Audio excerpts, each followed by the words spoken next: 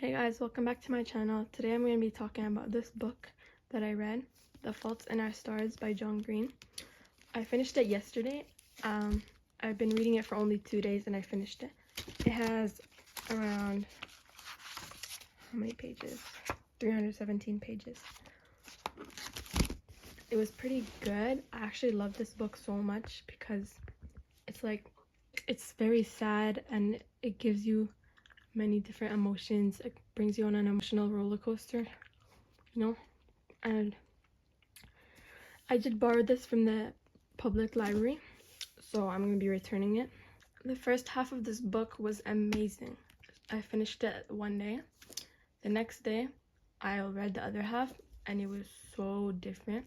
It was such a twist of events, such a turn of events, and I really didn't expect it at all. So I'll be telling you about what the book was about.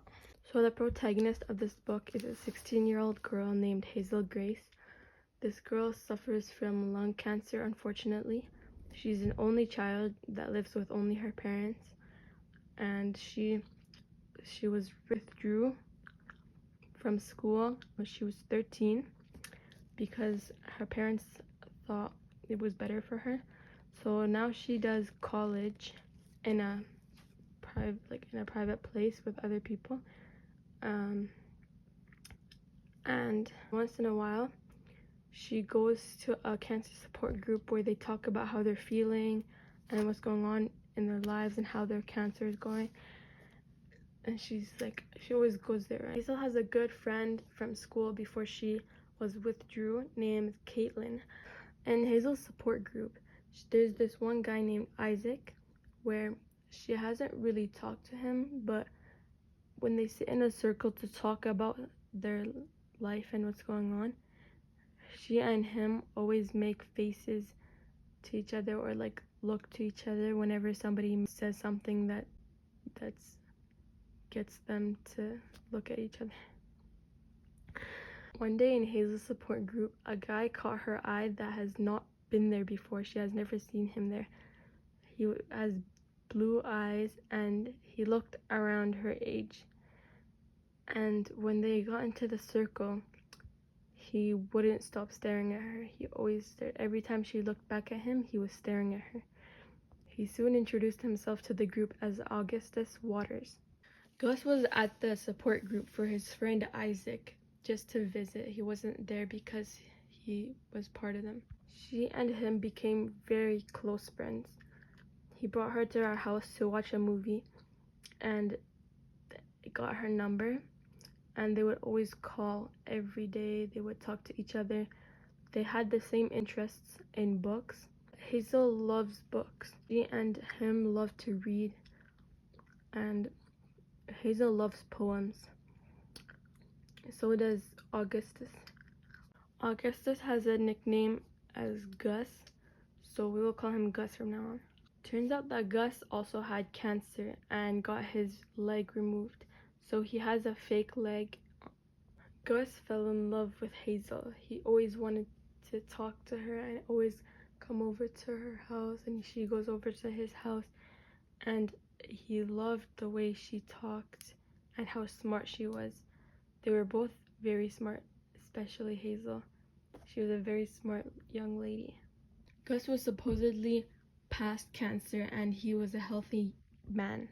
Hazel got Gus to read her favorite book, and as soon as he finished, he messaged her saying, "No way this book ended like this. It couldn't have." So Gus emailed the author of the book saying his book was amazing and asking if there was more to it. The author of the book has responded to him, so Gus showed Hazel the letter, and as soon as she saw it, she emailed the author too because she loved that book so much.